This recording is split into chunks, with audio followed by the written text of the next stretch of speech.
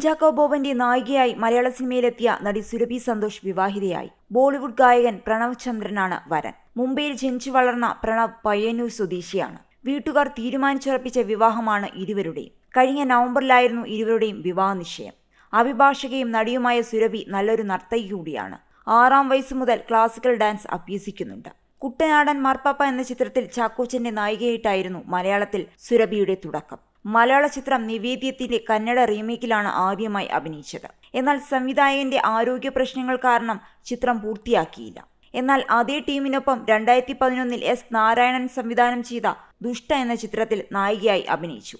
ഈ ചിത്രത്തിനു ശേഷം സെക്കൻഡ് ഹാഫ് എന്ന കന്നഡ ചിത്രത്തിലും സുരഭി അഭിനയിച്ചു.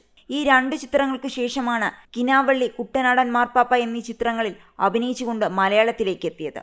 2022 പത്മയാണ് സുരഭിയുടെ ഏറ്റവും പുതിയ ചിത്രം. മലയാളത്തിനു പുറമെ കന്നഡ, തമിഴ് ഭാഷകളിലും സുരഭി അഭിനയിച്ചു കഴിഞ്ഞു.